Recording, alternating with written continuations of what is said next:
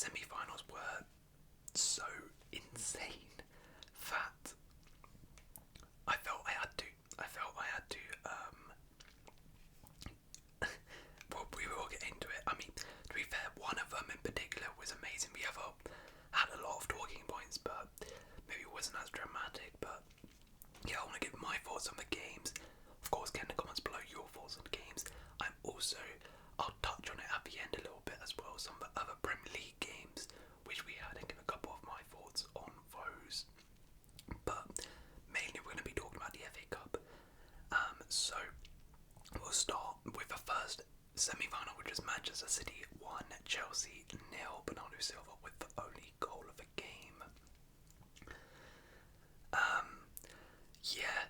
Now, I told you guys, I'm not gonna do. I wasn't planning on doing a review of this, and I really, really didn't want to. I was hoping the Coventry Man United game would be nice and relaxed, nothing happens, straightforward. Because I really, really don't want to talk about Chelsea again. I don't know how many times I've done it, how many times I've gone on a rant, complained about Chelsea. I just don't want to do it again. But here we are. We have to do it again. And it's a thing, like, it's another day, same story really with Chelsea. More Wembley heartbreak for us. I mean, it's here, more Wembley agony. 11th elimination from the FA Cup at the semi-final stage, third most in the competition's history. I mean, gosh. Obviously, the big talking point, everyone's talking about it, is this man here, Nicholas Jackson. And look, people are blaming him, people are hating him, kind of rightly so. He had 3 golden opportunities, and he should have scored at least one. The one where he went round the keeper, for me, is the best one, because he's done the hard work. All he has to do is just sit out his feet and shoot. But then this guy just decides to pass it and stand there. I'm like, what are you doing? And then the other two, the header again, got to score it. He should have scored. There's no denying that. But here's the thing. I wasn't angry. I'm not going to blame Jackson necessarily for the loss, because what do I expect? Honestly, I wasn't expecting Jackson, when he went through on these 3 chances, to score any of them. I wasn't. I haven't expected it the whole season from him. The reason, because this is Jackson. I already know what he is. He's not some clinical number 9. He's not. He's a good, useful player, very raw, young, a lot of good things in his game, as we saw in this game. He was very dangerous. But the thing he doesn't have is finishing. He's missed chances all season. He's not a clinical guy. So the thing with Jackson is he needs at least 5 chances to score one. Yeah. So am I gonna be angry, annoyed that he missed 3 chances? Obviously I'm annoyed, but I expect this.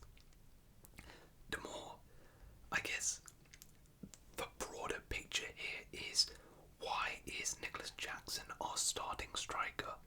He is not good enough right now to be the starting striker. He's not good at finishing.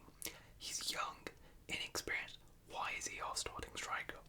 And yeah, then we can go down the whole rabbit hole of recruitment, buying all these youngsters, the board, all of that stuff, which I'm not going to go down because I've gone down so many times this season. Check out my other videos if you want to hear me do that. But in terms of this game, I mean, we probably had the best chances. We looked alright. Man City were quite lethargic, and a lot of people are saying, Chelsea deserved to win. Chelsea were amazing. You can't blame Poch at all.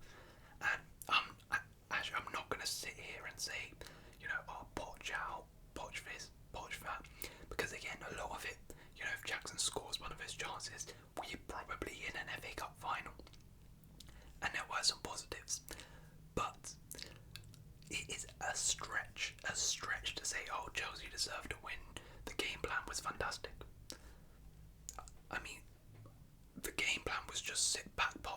try and counter. Bearing in mind, Manchester City had just gone life and death, extra time, 120 minutes of football versus one of the best teams in Europe, and suffered the psychological blow of going out on penalties as well as physical blow. And we decided we could see Man City were lethargic, Man City were not themselves, and we decided to sit back, not really go for them. We were the ones who looked like we were the team that had played midweek. And besides those 3 chances, did we do anything in the game? Honestly, did we do anything besides those 3? And obviously, besides those 3, yeah, sure, but we should score them. But we didn't offer anything going forward. We were really playing for we're playing for pens. It felt like that's what it felt like, and you know, it's frustrating. The substitutions were quite poor as well. I thought Enzo Fernandez was really poor as well in this game. KDB was running the show. Cole Palmer didn't have the best game, but I don't think he was entirely fit, so I'm not going to blame him too much here. And yeah, look, the wider implications of this, sure you can say, oh, we played well on that, but the wider implications is we're out of the FA Cup, we're out of the Carabao Cup, there is no trophy this season for Pochettino. Which means also not winning the FA Cup, that's another route into the Europa League gone, into European football gone. Meaning that also with England not getting the 5 places in the Champions League, meaning that we're going to have to finish in the top 6 to get into Europa League. We're going to have to finish in the top 7 to get into the Conference League. And will we do that? There's a chance, but if we don't, which is very probable that we don't, then, well, Pochettino, unfortunately, you're going to have to go. You're going to have to go. I mean, I personally think he needs to go either way, even if we finish like 7th. But, yeah, this is the wide implications of this for Pochettino are not good. Even if he, did pretty well in this game, and I can't blame him too much. Unfortunately, this means FA Cup is done, there's no trophy for him, and another route to Europe gone, so the pressure is on him to perform in the league, and I don't have much faith we're going to do that, so yeah, pretty much our season was done there. As for Man City, I mean, back-to-back FA Cup finals, could potentially do a double, even though the treble is now gone, and full credit to them, as it says here, they dug deep for the victory, because it's not easy. It's not easy considering how the quick turnover from the Real Madrid game to this one, and I saw a lot of Pep and that complaining about it, and I agree. Surely they should have at least been playing on the Sunday and United Coventry on the Saturday, because those 2 aren't in Europe. Man City are in Europe, but despite that, they weren't at their best and they still managed to get the victory. Good for Bernardo Silva as well. They missed a penalty in midweek versus Real Madrid, but came up with a goal here. Grealish, I thought was pretty decent as well. Haaland is obviously injured. Not sure how serious that is, but that may play a big role in the run-in. But yeah, KDB good. They found a way to win. Credit to Man City. I should also say though, we should have had a penalty. There was one Walker on Jackson, which was maybe, but the handball by Grealish is definitely a penalty in my opinion. I don't know how VAR didn't give that. Yeah, that should definitely be a penalty. But either way, City were probably the better team. They would have at least the ones, even if Chelsea had the better chances. The goal was coming by City because City were the only ones in that game actually trying to score and actually going for it, and eventually got their goal. So yeah, they're in the final again, and you would expect them to win and make it back-to-back FA Cups. Right,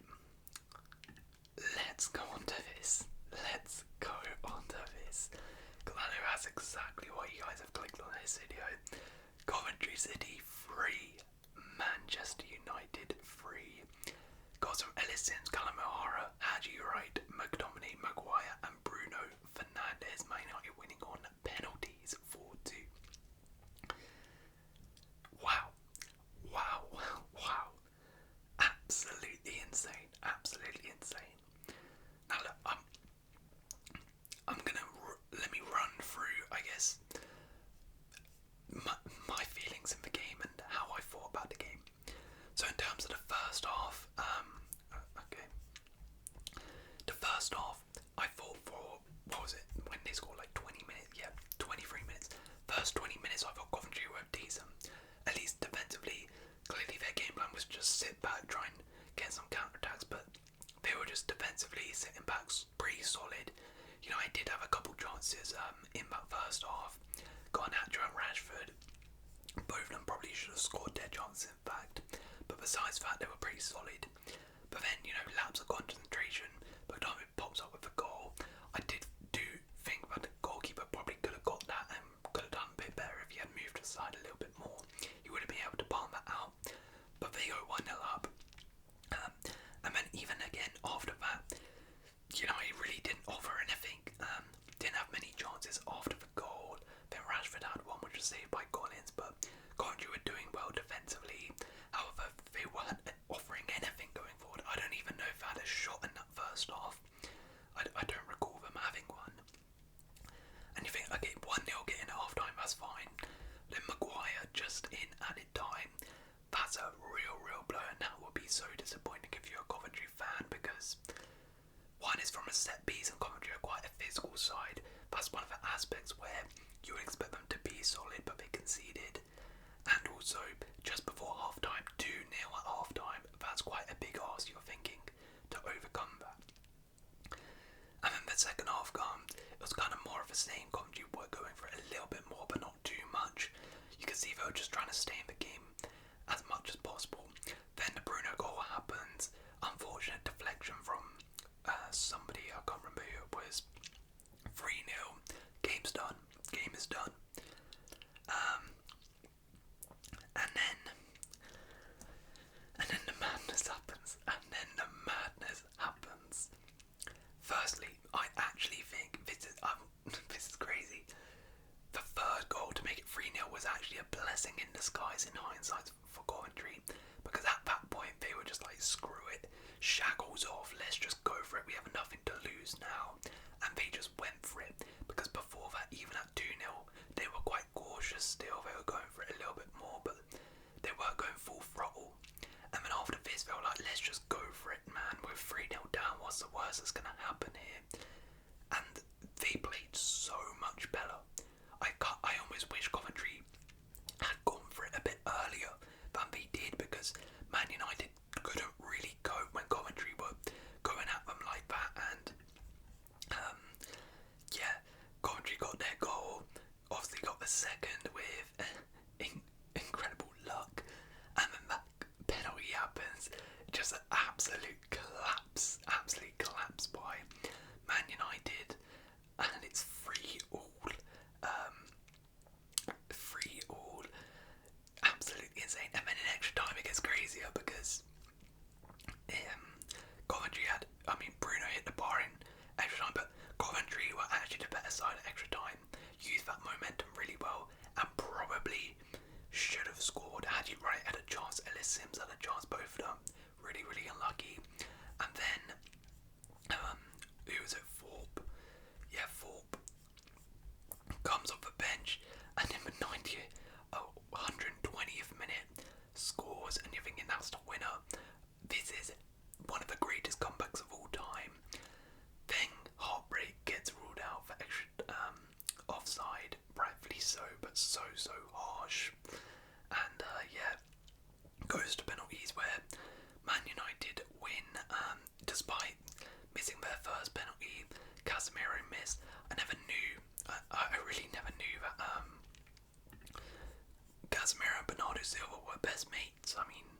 That's a bit of a weird combo, Casemiro and Bernardo Silva being best friends, but clearly those two exchanged some words and advice over the during the week about penalties because that was embarrassing. But now in terms of general things about the game, let's talk about Man United. Actually, let's not talk about. Let's cook them because this is embarrassing. This is absolutely embarrassing. Man United fans should be ashamed of their football club right now. Absolutely ashamed. All of these players, all of those managers should be ashamed. They have done a disservice to that badge. Absolute disservice. Because to be 3-0 up in, what was it, the 70th minute, 20 minutes to go, versus a championship side. I repeat, a championship side. The tier below you. 3-0 with 20 minutes left. And you go to extra time, and then you get cooked. Like, what? Are you crazy? Like, what?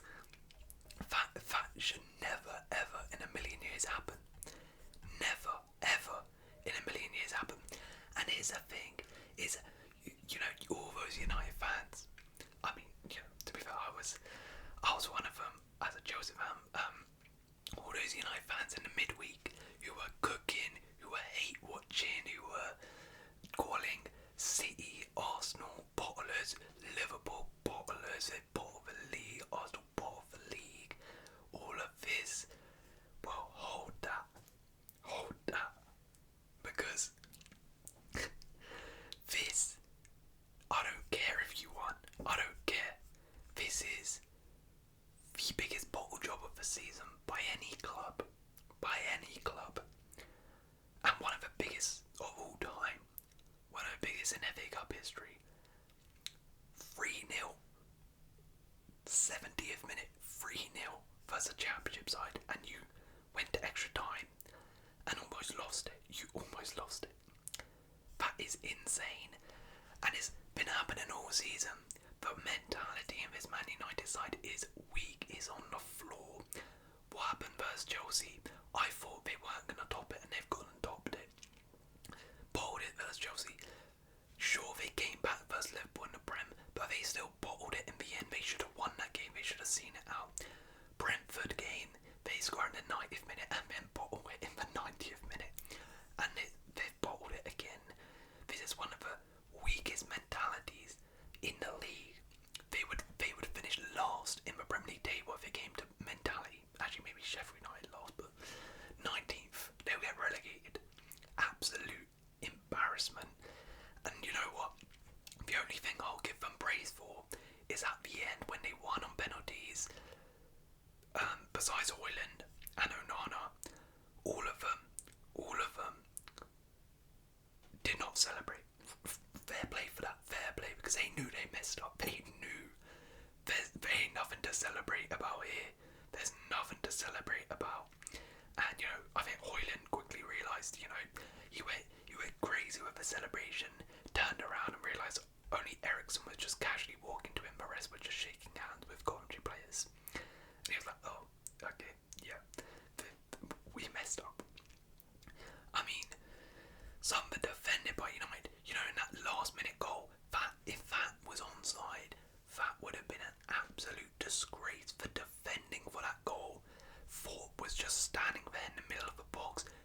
There were two United players just standing there, not even marking him, and he taps it in. Embarrassing. I will say, with the penalty, for me, if that's a pen, then how the hell is the Grealish handball not a pen? It's in the same competition. It's basically the exact same thing. If anything, the Grealish one is more of a penalty than the Wan-Bissaka one. Yeah, just inconsistency, but no blaming a ref. You can't blame the ref, you're United fan, even if it's not a pen. There's no way in hell you should be in that position. No way at all. And yeah, just hilarious from United. Just hilarious from United. And God, it's so funny. But I want to talk about Coventry as well, because Coventry. I don't care if you lost. You lost in the most heartbreaking fashion. I don't care. celebrating on the streets. They should be so proud. Those players should be celebrating because that was incredible. Absolutely incredible. From the heart, the character, the belief to do it. Even if this was Man City who did this, that would be insane. But for Coventry City to do this, Man U, insane, and to almost win it as well, mental, just fantastic by Coventry. As I said, even if they lost, they should be celebrating because they should be so proud of what these guys have achieved. Incredible stuff, absolutely incredible. And I felt so bad. I felt so bad for them that they didn't win, and to lose in that fashion as well. Almost winning it at the end and then losing it on pens, so sad. But to be honest, when the penalties were beginning, I kind of knew what was going to happen. Things didn't really go their way. They lost the toss. They don't get to take first. They go second. Most teams, when they go second, they usually lose. At the United end as well. For a Coventry, where they're not used to these pressurised situations, really. Those little things you just need to go in your favour just to help give you a bit of an edge. It didn't. And you can see a lot of those players who took pens were so nervous. For example, Benji, I knew he was going to miss because he looked so nervous, just kept looking down, short run up. Yeah, I feel bad for them. Obviously, they've not been in situations like that before, but as I said, they should be so proud of what they've achieved in the FA Cup in general, and plus this. I mean, absolute heroes from Coventry. Great stuff from their manager, and massive congratulations to Coventry. I don't care if they lost. Congrats. This is a win for Coventry. An absolute embarrassment and disgrace by Man United. If you are a United fan, I'm expecting a full rant, and you guys to absolutely go into your team in those comments below, because if I happen to Chelsea, oh boy, I'll make an hour video ranting about the club. I would. But yeah, those were the FA Cup games. Let's briefly touch on some of the Premier League games and other games that happened. So Luton lost 5-1 at home to Brentford. Bit of a shock result. Was not expecting Brentford to piece Luton up like that. And that's a big blow for Luton down at the bottom. I think Brentford are completely safe now because of that. But Luton, that's a big blow. A big blow, and big for the mentality, especially at home, to lose like that. Another big result at the bottom of the table. The Premier League games this week were literally just relegation battle fights, and it's done a lot actually, because Sheffield lost 4-1 at home to Burnley again. Sheffield are done, they're relegated, has officially confirmed it. Well, not officially, but for me there's zero chance now. Burnley though, the Great Escape, they have a chance. They actually have a chance now. It's still a slim chance, but they actually have a chance. The Great Escape could happen. I'll look at the table in a second, but it could happen now. Wolves 0, Arsenal 2. Arsenal got back on track. It was a bit of a nervy game.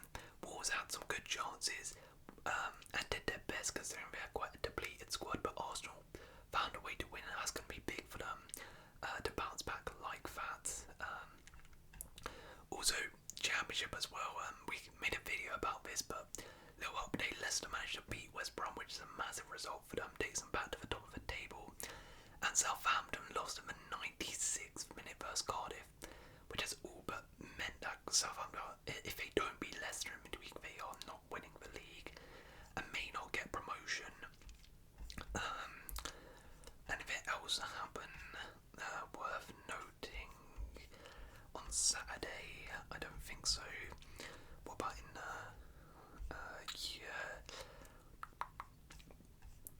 Bayern Munich 1-5-1. There was some stuff on today as well. Everton Nottingham Forest versus another massive 6-pointer at the bottom of the table. Everton won 2-0. Nottingham Forest though did get robbed. They should have had 3 penalties. And their Twitter had been put up some funny thing that apparently they reported to the PGMO that VAR was a Luton fan. Don't know about that.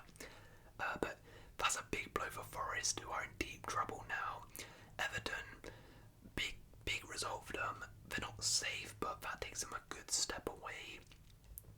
Villa beat Bournemouth, came back from 1-0 down, a big result for them, especially after midweek. Boost their top 4 hopes. Palace absolute beast up. West Ham 5-2. They were 4-0 up in 31 minutes.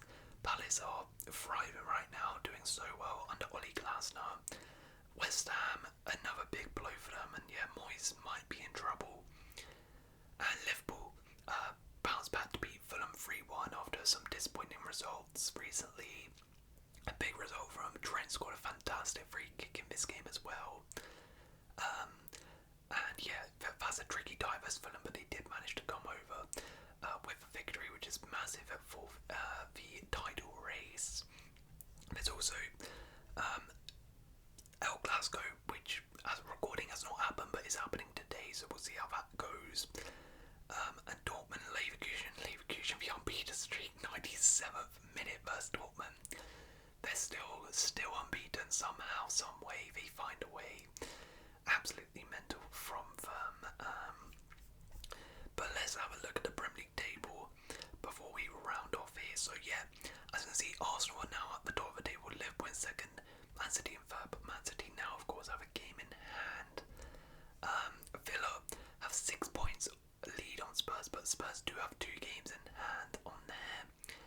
West Ham stay in 8th after that loss. Wolves stay in 11th, as do Fulham in 12th and Bournemouth 13th. Palace up in 14th. Brentford 10 points clear of relegation zone. They are safe pretty much now. Everton, that win means they are 5 points clear of a relegation zone. Not safe yet,